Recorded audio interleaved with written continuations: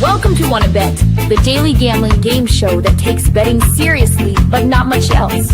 Get our favorite plays on the totals, sides, props, exotics, and futures to jump on now. So let's get it started with Jason and Ben. Let's get it started with Jason and Ben. Let's get it started with Jason and Ben. Subjects and chemicals about the concept fairly known. Let's get it started with Jason and Ben. Let's get it started with Jason. Yeah, let's get it started, baby. Skanking to the beat. I got to be honest with you. I mean, today's Monday. Gentlemen, I didn't want Sunday to ever end. I didn't want yesterday to end. I wish there was more stuff to bet on last night.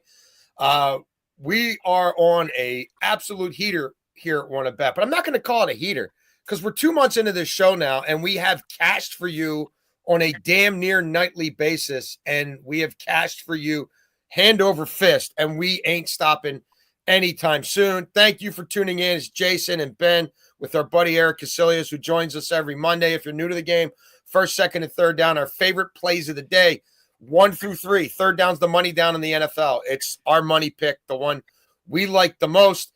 Fourth and long, we look at long shot bets, long-term bets. You got to wait a while to get paid off. And then overtime, we usually discuss some pertinent topic in sports. Today, we're going to play Trender. Ben, would you continue to back the Pittsburgh Steelers to go over their win total? In fourth and long, we're going to look at an MLB to make the playoff or not to make the playoff prop that each of us played over the weekend. And then look, there's not inventory today, right? We don't have as many games as normal. Nothing close to it with the All-Star break and all that. So we're going to focus on NFL futures these next couple of days. Beltway Ben, before we go any further, would you mind putting up the graphic on what we did last night and what we've done on the history of this show? There you have it, folks. It's pretty damn spectacular, I have to say. Beltway Ben hit some bad luck with some WNBA stuff yesterday. It's going to happen. Again, we don't have a lot of inventory to pick through right now. I did finally lose a soccer bet. I thought PSG would win, like the whole world thought PSG would win. But we absolutely destroyed it, continue to destroy it in the women's Euros. And I just had one of those days in MLB that was just off the charts, including a Nerfy that paid 7-1, a Nerfy parlay. So, gentlemen, we have set the bar high around here. EK has contributed massively to us growing this show, coming on with us every Monday. And again, we're going to look at NFL quarterback futures props in the first 3 downs. EK, welcome in, and you have the floor. Thank you. 2 things. One, thank you, because I don't know a lot about soccer. I just tail what you've been doing, and I have absolutely grown my bankroll because of your soccer plays. So thank you. And 2, I'm mad at both of you because now I think of you when I'm in the shower because I sing, let's get it started with Jason and Ben. And I don't want to think about the 2 of you when I'm naked, but unfortunately I do. So you're, that's, I'm not happy about that. Oh, and we're also a part of the Super Discord with EK. Every pick that I eventually get to here, as I make a pick in real life, I get off the app, I go into our Super Discord, and I make that play with that value right then and there to our subscribers. And Ben you can click and the EK link do below this your bio or my bio, and it'll take you right in there. So just click the link under our bio on any of our social medias, and it takes you right in there. Ben's, Jason's, or mine. Yes, indeed. And we will continue to grow that and continue to cash for you guys there as well. All right, EK, we have spent the weekend looking at NFL quarterback props. Where are you taking us in first down? I'm going to go to Baker Mayfield, and I'm going to go under 38.25.5 yards. This is their 3rd offensive coordinator in 3 years.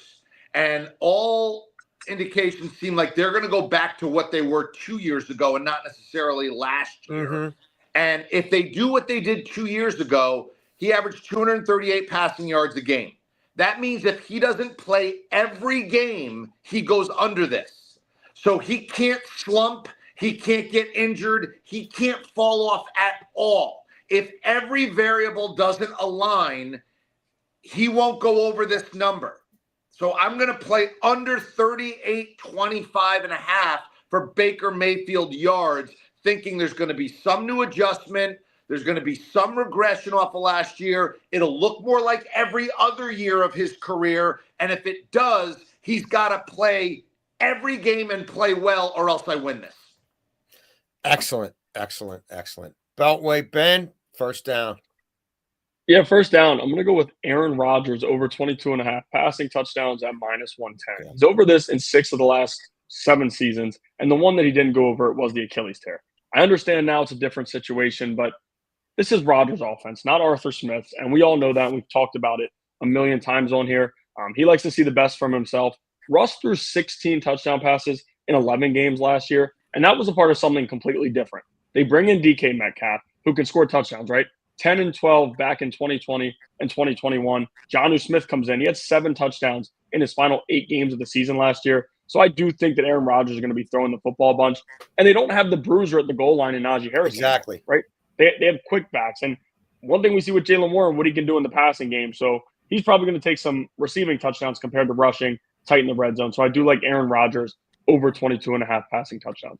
Yep, I love it. Rodgers acutely aware of his stats at all times. He does care about touchdown passes. It's an easy way to keep climbing up the all-time rankings. And the Beltway Ben's point, they're going to give it to Watt, the fullback. You know what I mean? Harris isn't there anymore to vulture it. We know for damn sure Aaron Rodgers doesn't even want to do a 1-yard quarterback sneak.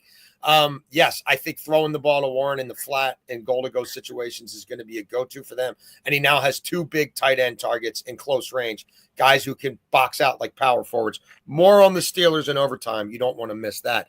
First down for me. Justin Fields over 5.5 rushing touchdowns. Guys, he had 5 last year and he only started 6 games. You look at the scope of that Jets offense, right? They've got a defensive-minded head coach in Glenn. He doesn't want them to screw things up in the red zone. Justin Fields' decision-making, passing the ball has got them in trouble. I know they have some running backs there. They're coming off down seasons. And look, there's going to be a game or two this year when Justin Fields has multiple rushing touchdowns. That number is just too low for me. I'm not worried about him losing his job. I actually think the Jets are going to be better than a lot of teams think. If you want to correlate this to over 550 rushing yards, I have done that as well. He had 300 rushing yards last year. Again, he only ran the ball 60 times. Like, you go back to 2023, he had 657. Go back to 22, he had 1,143. I think Aaron Glenn wants to play ball control to help his defense out. And I think Justin Fields is going to be using his legs quite a bit. All right, Beltway Ben, second down. Yeah, second down here, we are going to go to Cam Ward, the rookie, over 3,200.5 passing yards. He's working with Brian Callahan, who was the quarterback coach for 4 years and then was an offensive coordinator in Cincinnati once they turned things around for the big part of it. And you got to be realistic. This team's going to be playing from behind a pretty good amount, I have a feeling.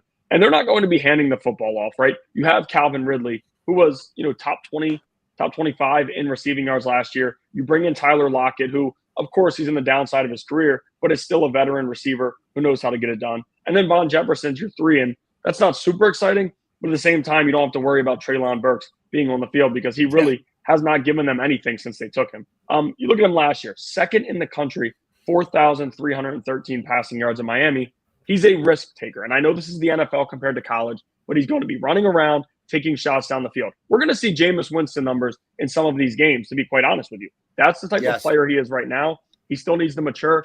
But right now, he wants to throw the football. He wants to make the big play. And reading off what they were saying he was doing in minicamp, same thing. He's running around making some questionable decisions when it doesn't always work, but when it does, we'll hit the home run. So we only need 3,200.5 passing yards. And you look at what some of the rookies have done in recent years, especially when they're taking over week 1, which he'll be doing like Caleb Williams last year, cleared this pretty handily. So I like Cam Ward to go over this passing yards. Yeah, that's a huge factor. There is no, alleged quarterback. He's going to get all the reps with the ones all the way through because it's all about having him look as good as he can starting in week 1. Second down for me, I'm not going to overthink this, guys. We've got a Patrick Mahomes who will be playing like a man possessed, and you're giving me 4,000 yards. I mean, it's still Patrick Mahomes. It's still Andy Reid. He's thrown for 4,030 yards in 6 of his 7 seasons. The cast around him will be better this year. He will get more explosives with Rice back there. The offensive line will be better this year. They'll be better in pass protection. 4,000 yards in this day and age is not a high number by any stretch of the imagination. And Mahomes has been incredibly durable, and he's like Gumby. He springs back from injuries. He's never down long, and he will be a man possessed this season as people start talking about Kansas City's defense and Kansas City's offense maybe not being what it once was, and Kelsey's done and this or that. That's all fine. This is, for me, baked into the cake, 4,000 yards. He's not throwing for 5,000 anymore. I got you there. But 4,000 is just simply too low for me not to delve into. All right, EK, second down. This is my best single play. I'm going to give you a parlay for the last one. But this one I have put – I'm like, basically trying to think about, how I can put more money on this. Yes. Jalen Hurts over 11.5 rushing touchdowns. Okay? Now, it's 12.5 in some books. It's 11.5 in others. There's alternate lines in places, but you could definitely find 11.5s all over the place at a reasonable price. Hear me out on this. Last 3 years, 13, 15, and 14, and that includes missing time. But that's not the real story. Here's the real juicy part of this. They know this is the only unstoppable play in the NFL. Think about this. Yeah. In the last 3 years, Jalen Hurts has converted 1 yard 90 times. 9-0. No running back has more than 40. Wow. He has 50 more converts than any running back. They're not even going to try to do anything else if they get inside the 2. And look at it. Well, they have Barkley, right? Barkley was 3 of 11 last year when he needed 1 yard. He's terrible at it. Yeah. They don't have another play in the book. Every single time they get inside the 2, they are just going to push in the end zone until it's a touchdown. So this is simply, will they be on the 1 or 2 yard line 12 times the entire year? He's going to fly over this. He's going to average more than 1 a game this year. They have figured out it is the only unstoppable play, and there's no reason to even think about anything else. Again, 90 converts. Nobody else has more than 40 in the last 3 years. This is a gift. Grab it now.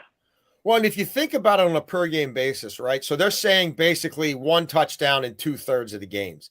Like, I don't think they're going to be able to take 2 or 3 games off. He's been very durable.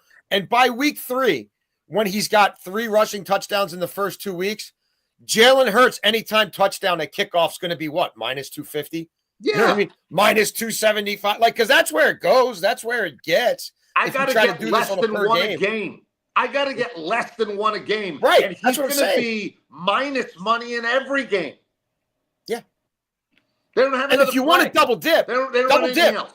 Yeah, play it for the season and then play it on a number per 1 game play. as well. It's not either or. But watch, if you don't pay attention to his any game touchdown odds, it becomes a situation where they're daring you to do it because the returns are so minimal.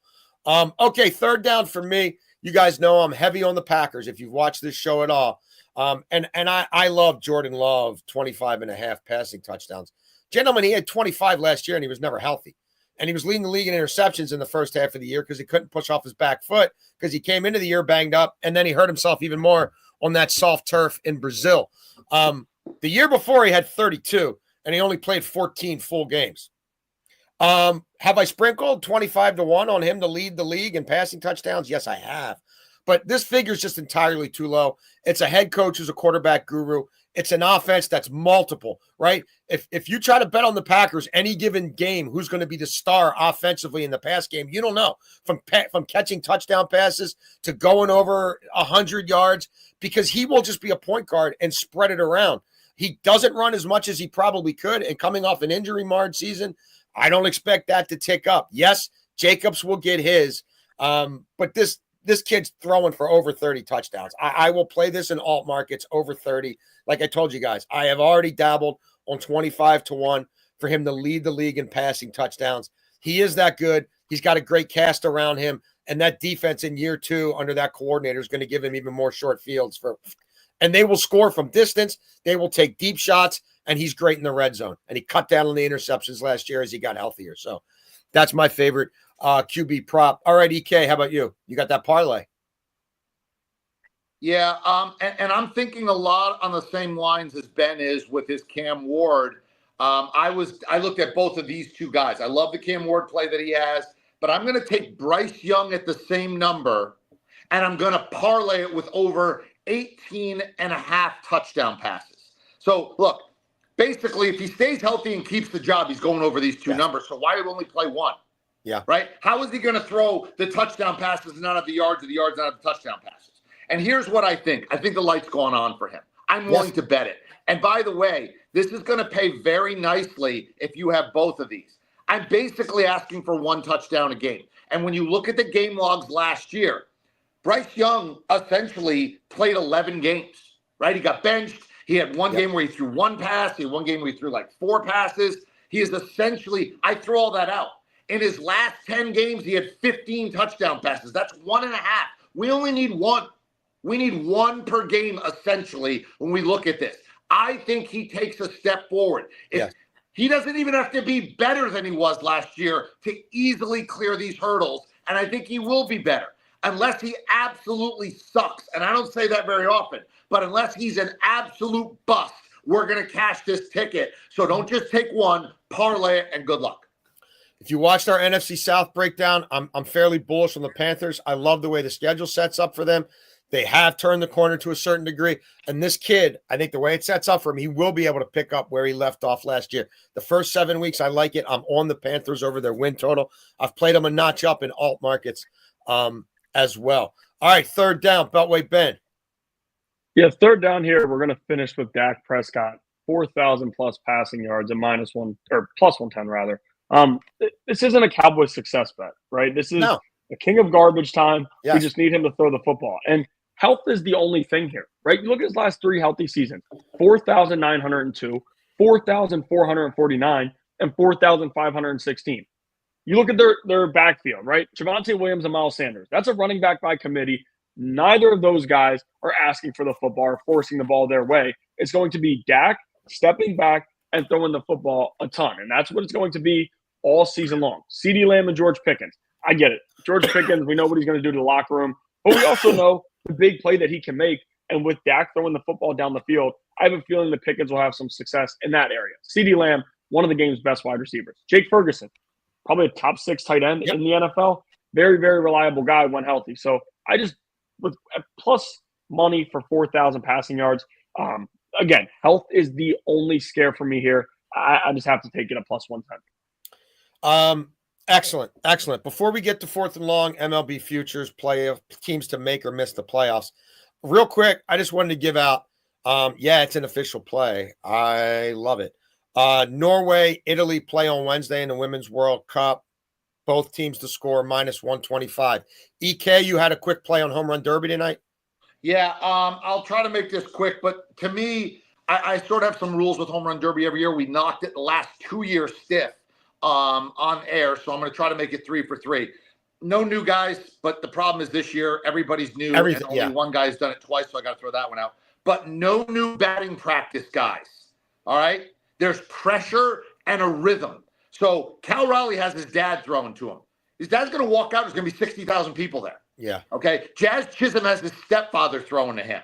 You know, Brent Rooker has a new guy throwing to him. I don't want any of those guys. Part of it is how quickly you can throw and can you hit the same spot. I always take those guys out. They never win. No hometown guys, so you take the Braves guy out, and no real long shots. If you look historically, anybody over about 7-1 doesn't win this thing. So Buxton and Junior Caminero come out. That leaves me with 2 guys. There's only 2 left when you put the basic rules in there. It's James Wood and it's O'Neal Cruz. I will play both of them. At a really nice price. I would take them against the other 6. And I'm going to do that. And if you look at it, I believe it was DraftKings, I can get plus 380 taking either guy. So I'm going to take either guy in this spot and go there. So I love it there. I love it. Half unit, full unit. But I like Cruz and Wood, not James Woods, the actor, but James Wood, the baseball player. Both 6'7", wind blowing out to center. That helps both of those particular guys on where they like to hit. Love them. Excellent. Excellent. Yeah. And I'm on James Wood, Beltway Ben, sprinkled a little bit on Olson, who knows that park better than anybody else. And yeah, everybody's going to be watching tonight because there's not a whole lot else to watch and bet on. All right, 4th and long, again, where we look at long-term bets, futures that won't pay out for a long time, or long shot bets. And with the All-Star game here now, the All-Star break, we looked at some teams where we could find value to make a wager on someone to make or miss the playoffs. Beltway Ben, what caught your eye? Yeah, this is just in terms of plus money here, plus 110 on the Boston Red Sox to miss the playoffs. Now, you look at standings, they're in right now, and they're right in the middle. So they are a game up on Seattle, and they're also 2.5 up on Tampa Bay, who they just pushed around in that series, which was pretty shocking to me. Then you have Texas below them, who very, very much could catch them. I'm not fully buying Boston, right? Abraham Toro, he's exploded. How much is that going to consist of? Romy Gonzalez, I mean, has there been a better pickup? With the White Sox, he couldn't figure it out. All of a sudden, he goes there, and he's a terrifying hitter. Bregman's getting healthy, but that's fine. Trevor Story, it's only a few weeks before he goes on the IL. Yes. And Duran, question marks. Rafaela, best center fielder defensively in baseball, and all of a sudden, he's hitting the sun out of the ball. Power. So that's pretty good. Wilyer Abreu, I'm buying, but he only faces righties. And like Roman Anthony and Meyer, they'll be exciting in a few years, but I think they're going to hit a wall and start to slow down. The lineup, it just isn't enough for me because I don't buy it holding up because it's a lot of guys who nobody expected to do any of this. And in the MLB, second half of the season, we see a lot of guys fall off, and we've seen it over the years. I do like what they have going in the bullpen with Chapman. Hicks, they moved him to the bullpen, which was the smart decision to do. And then Crochet's a tough number one. Bayo is having a very, very good season. Giolito's impressing, but I'm expecting a fall off from Giolito. And then Buehler has not been anything they expected. So I do think the Red Sox are going to fall off a little bit. And a big reason I really like this, for them to miss it, they were plus much more a week and a half ago to make it. They've won 10 in a row, and all of a sudden, they're favorites to get in, and they're playing great baseball. They're going to slow down a little bit. They're going to get a tougher schedule. So I like Boston to miss the playoffs at plus 110. They're relying on too many kids with no track record to replace an aircraft carrier who they traded to the Giants. That's not going to work in their favor as the tension rises and as the pressure mounts. And actually, that 10-game winning streak, I think, is going to work against them on the other half because now expectations have all of a sudden launched. And it's a front office that at their core want to save their billionaire owners money and they want to sell. Don't believe me? Just go look at go look at their last major transaction. My bet is kind of correlated to that. I love the Rangers to make the playoffs at plus 360. They have an elite pitching staff, and I think Leiter's legit. And if they move Rocker to the pen, right, and maybe add an innings eater, that's going to help them even more. Gentlemen, they're already top 6 in the American League in run differential, plus 47. Their Pythagorean is 55 and 42. Got the 4th best Pythagorean in the AL. I know that won't get you a banner or a parade or even a playoff berth, but it's worth noting. They are starting to hit the ball better. They have to hit the ball better. Like there's just too much talent there. And I look at their schedule coming out of the break. They play the Tigers, who all of a sudden have fallen off. Then they get the A's, the Braves, the Angels, and the Mariners. It would not surprise me at all if we get to the middle of August and they're already holding one of the wild card spots. What are they, 3.5 right now behind Seattle? They're a couple behind Tampa who look like they've hit the skids. And they've got a Hall of Fame manager in Bruce Bochy who knows how to manage a team through a marathon and not a sprint. I thought they were the best team in the American League coming into the season. And maybe this is my bias taking over, but I think they're getting in. And if they get in and DeGrom's arm is still attached and Evaldi's arm is still attached, look out. Any thoughts on this, EK? No, that's exactly what I'm doing is exactly what the two of you did. I was looking at, look, I'm a New England guy. I go to Fenway Park 10 times a year. I was there last week. And I'm not a pessimistic or optimistic guy when it comes to Boston. I get a nice little view. And I'm with you, Ben. The two things I looked at were Boston to miss and Texas to make it. I have nothing to add. I'm playing both of those things. Excellent. That brings us to overtime. And we have a little segment here called Trend or Bend.